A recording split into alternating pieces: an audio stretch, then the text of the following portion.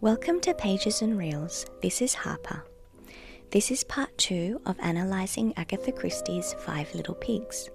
Please have a listen to part 1 for a complete analysis.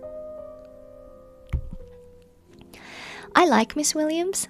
She was Carolyn's only ally and support. I can only imagine how lonely Carolyn must have felt in her house. Her husband, a careless, thoughtless egomaniac who doesn't know how to love anyone other than himself. I'm certain any consideration of her emotional well-being was the last thing on his mind. In fact, it wasn't on his mind at all. Philip was also an egomaniac that presented in a different way, but still very selfish, and never cared about Carolyn and only cared about what he could get from her. Meredith was ineffectual as he was ridiculous, so she wouldn't have had any intimate, or wouldn't have felt like she could have any intimate conversations with him because he just wouldn't have been able to understand her. Of course, her sister and her child are dependents on her, so she can't lean on them emotionally, and there's no point in explaining why Elsa couldn't be her confidant. So ultimately, Miss William was the only one in her corner. Maybe because Carolyn knew of Miss Williams' intense dislike and disapproval of her husband, that might have made things difficult for her to open up, because Miss Williams would be that one friend that whenever you go to them to rant about your partner, all they say are derivatives of, "Girl, just dump him," which isn't always helpful. But still, Miss Williams was the only one in that house that was fully, unwaveringly on Carolyn's side. And also, this might be a controversial take, but to me, Carolyn is not a victim of Amyas. This doesn't mean that how Amyas treated her was acceptable, of course not. But Carolyn chose to be with Amyas despite his faults. Faults he was very transparent about and admitted to, and he doesn't show any evidence of threatening or intimidating her into staying with him in the book, so then she was ultimately responsible and accountable for her choice to stay with him. And as I mentioned before, I feel like she was the type that thrived on drama, so Amyas was a good match for her. Regardless of what your opinions are on the relationship between Amyas and Caroline, I think in a way they did feel safe with each other until Caroline starts to think that Amyas is truly falling for Elsa. I don't think the TV show illustrates the true nature of their relationship accurately, because it is quite complex, and so it just resorts to placing Carolyn as a victim to Amyas, and I don't think she was. I know I haven't mentioned Elsa all that much, but that's because I don't have much to say. She's not overly interesting, and Poirot sums her up very well. She has no grown-up emotions. She only feels emotions at a shallow, immature level, and she only seems to have 2 of them, which again Poirot points out as love and hate. Even then, Elsa only knows how to feel an imitation of love, which is infatuation, and she has no emotional intelligence or empathy, so she doesn't bother analysing the relationship and bond that Amyas clearly has with his wife, which could have hinted to her the reality of her situation. Elsa lives in a delusion, and when that delusion shatters, she turns to violence. She gets called a child several times in the book, and it's true. Like a child, she can only see what she wants. And like a child, when she doesn't get what she wants, she throws a tantrum. But in her case, the tantrum was murder. Elsa is a simpleton, albeit a very dangerous one. I feel for Angela. She's also very forgiving of her sister. She never shows any resentment for what Carolyn did to her, even though I'm sure it caused her a lot of pain in her life. I find Angela to be a variation of Miss Williams, actually, and maybe that's why Miss Williams liked her, despite Angela being a high-maintenance charge to look after.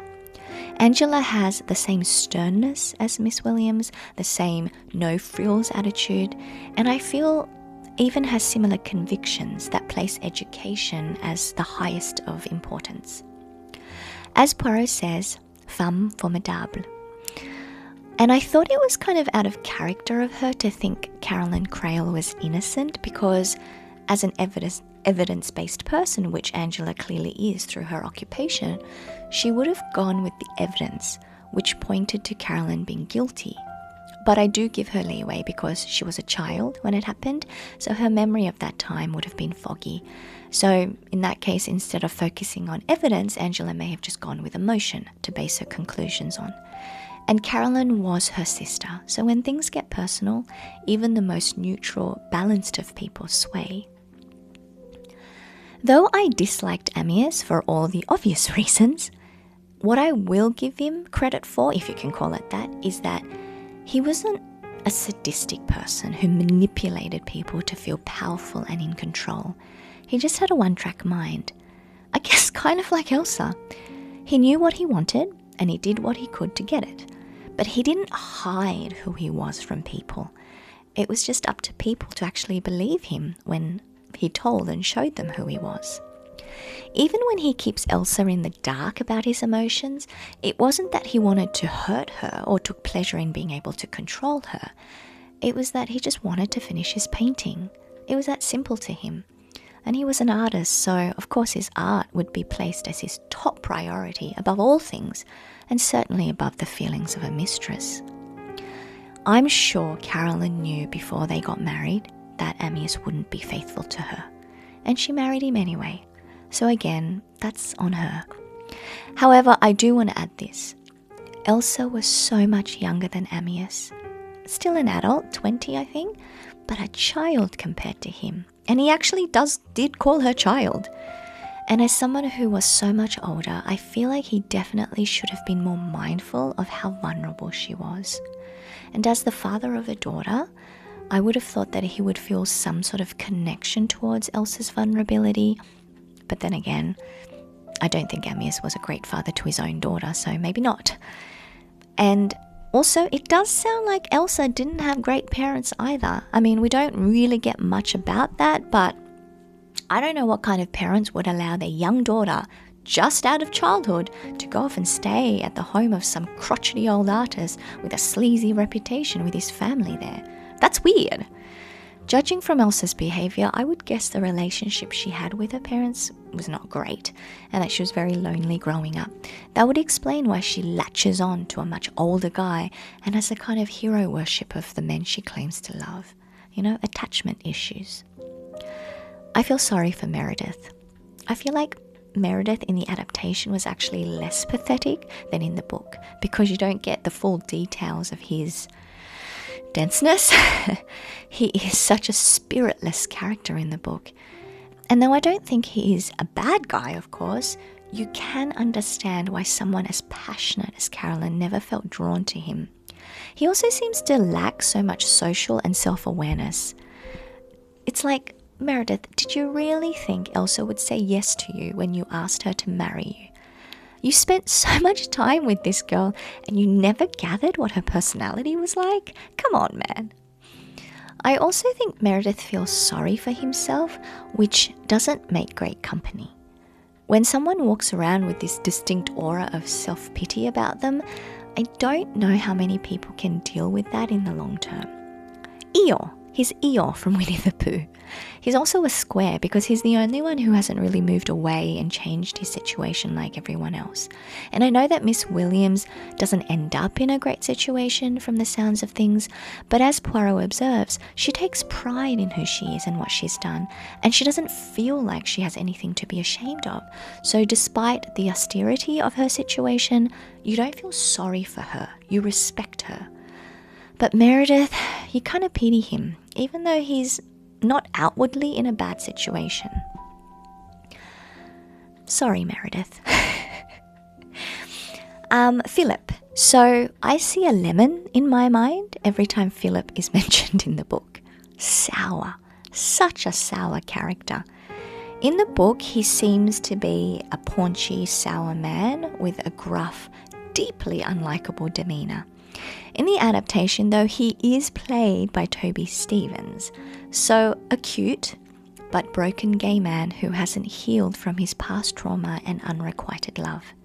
He is shown to have been in love with Ammius for for those of you who need reminding, since childhood.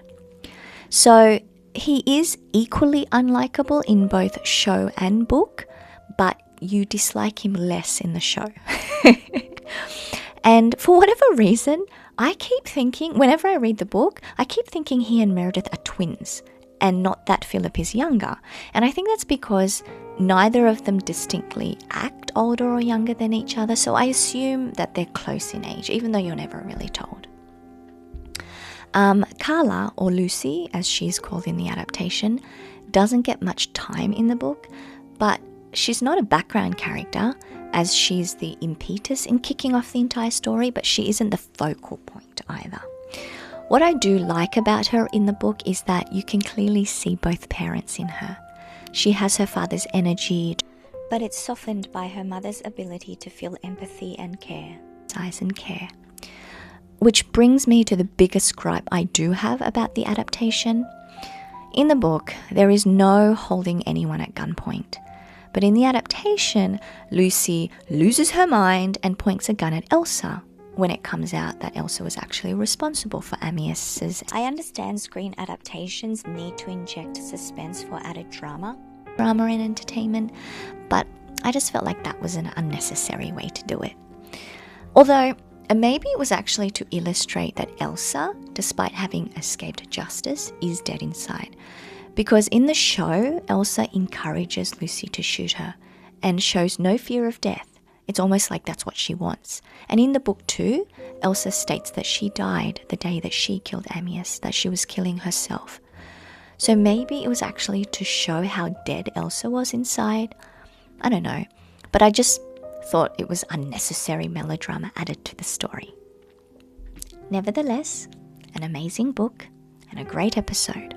Highly recommend both for those of you who haven't watched or read one of them. But yeah, that's it for now. Bye.